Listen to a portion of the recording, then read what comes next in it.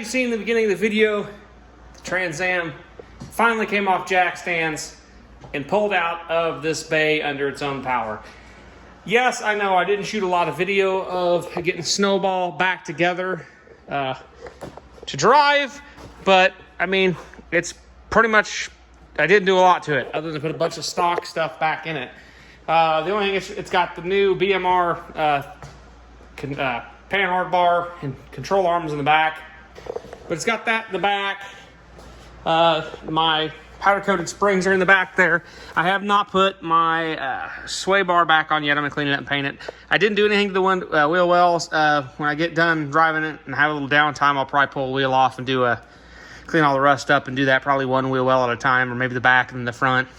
Gotta go through and touch a bunch of paint up, you know, all that stuff.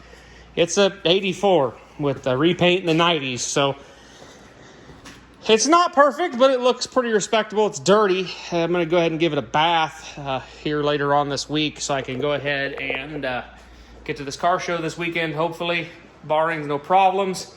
I'm going to get 5 gallons of gas for it tomorrow, dump 5 gallons in it and take it for its first test spin. Yeah, so that'll be pretty fun. It does seem to run okay, but it is running on 2-year-old fuel. So we will probably get some good fuel in it and drive it a little bit. Hopefully wear off some of these flat spots in these poor tires. I do need to get tires for it. That's on the list of stuff to do, and I'm not going to drive it a lot with these tires. I'm going to get some tires for it, and then we will worry about putting some miles on it. I'm going to clean up the interior tomorrow, put a bunch of trim back together and whatnot, just so I can get a little more presentable for the car show this weekend. Like I said, I got to clean it up, probably throw some wax on it maybe, and just give it a good bath and a good scrub. Probably go ahead and wipe down the seals too and try to bring them back around, because it did set outside for a good period of time over than 2 years. It was outside for about a year, probably a little over a year, because when I was needing the garage space. But now it's inside and can spend most of its time inside, so hopefully it can stay decent. Probably get it cleaned up, probably get a car cover for her, and get her covered up so it can set and look nice in here. And then we'll worry about the red one in the next room. I haven't really touched it since I started working on SnowBall again, but it's still in here, still got parts everywhere. And yeah, I'd like to get it, get the header wrapped, get the engine in it, get the suspension, get the gas tank or the fuel tank back in it, rear end back up underneath it, get it to pretty much on the ground. I got some tires. I think for the time being, I'm going to throw on the Firebird wheels. I do have another set of wheels, but I think I'm just going to try selling them to recoup some money. Maybe if I can get them sold, I can buy some wheels for the Trans Am. I do have a set of Outlaw 2s in these bolt patterns too that may go on that car as well. I don't know. I know they go flat pretty quick, but they would be better than what I have on the other one, so I may use those. And I do have enough leftover lug nuts from SnowBall. I can put them on this one, and evac should be able to use the stock lug nuts anyways. But yeah, the shop is a complete mess. I did kind of clean up this room over here a little bit, because I am going to take it out for test spin tomorrow, and I'll pull it back in here and do the interior. I'll probably vacuum it out, clean everything, put the interior trim pieces back on and whatnot. If I get real excited, I may install the check engine light, because this car still does not have a check engine light in it. Yeah, there's a lot of stuff here and there that I need to hook up and do to it. I'm probably going to do that as I go too. I mean, if you get it running and driving and I can enjoy it a little bit, that's what's important at this point with this car. So yeah, we'll get it running, driving. I got an overflow tank ordered. It should be here tomorrow. I want to get that plumbed in because it likes to puke antifreeze.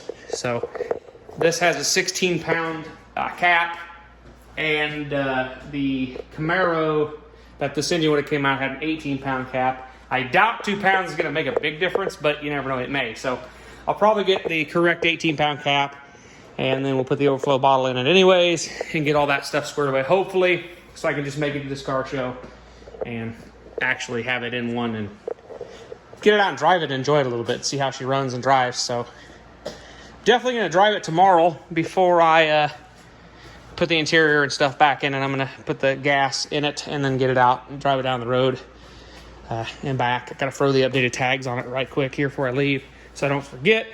But got the fans wired up too.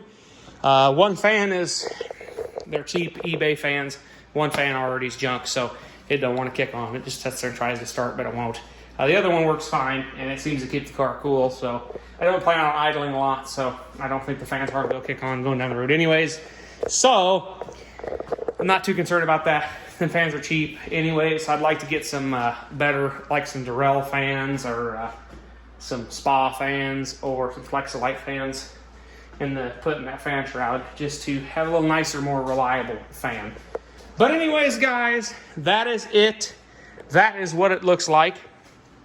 Again, it's been 2 years since this car's been on the ground and on its own tires and wheels and suspension, and has pulled itself around with its own power. So that's pretty exciting. She's disgusting. I'm gonna pick up some new wiper blades when I run to the parts store tomorrow. Get that done. I do need to, at some point, look into getting a windshield for it. That's on the list of stuff to do. We've got lots of stuff in here, guys. We got all kinds of stuff. So I'd like to get Kenzie at some point in the near future here out and push her over into that bay, get it lifted up and pull the fuel tank out and get a fuel pump in her so we can get her cleaned up and driving again as well.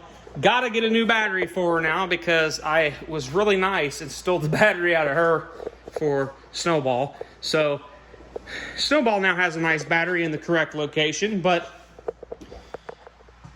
now I don't have one car that has it. So yeah, tires and battery is gonna be the death of me. So every time I turn around, I need a battery or tires. So, you know, if anybody out there works for a tire manufacturer or a battery company that would love to sponsor this channel, I'd be more than happy to take it. I would talk your stuff up for days, trust me. Even if it's junk. Just because it's affordable stuff, because it's free, you know, or discounted. Anyways, just kidding. If it's trash, I'll tell you it's trash. I'm not going to lie to you. But that being said, it would be very helpful if I had some kind of sponsorship from battery and tire manufacturer. But I know I'm not the only person out there with that problem. So anyways, guys, we will catch you guys in the next one. It was just a little quick update video. And just wanted to show you that the car is back on the ground and mobile. God, that's exciting to me. I am so happy that it is finally movable under its own power. And yeah, it actually has an exhaust on it now too. That sounds pretty good. I went ahead and used one of my Pipes M80 mufflers that I had. It's a 2.5 inch. It basically comes out of the factory, Flowtech Y pipe, comes back and then goes back and then drops and then dumps right in front of the axle down on the ground. So it doesn't sound bad. Unfortunately, I do have a little exhaust leak. I'm probably gonna drop the Y pipe at some point and weld it up better. I may actually cut the V-band. I put a V-band flange in it, so I may cut the V-band off and then re-weld the V-band onto the Y pipe. In all honesty, the exhaust I'd like to put on this car would be a, the exhaust that I would like to put on this car is an American Racing dual shorty, mid-length header, I believe is what they call them, that are duals back and come back here like normal. And then I'd like to do a Speed Engineering stainless steel dual all the way to the back, the true dual with the X pipe, and kind of morph them two sets together. I think that would be a cool sound with this car. As for the engine, I'm probably going to run around on this one for a while.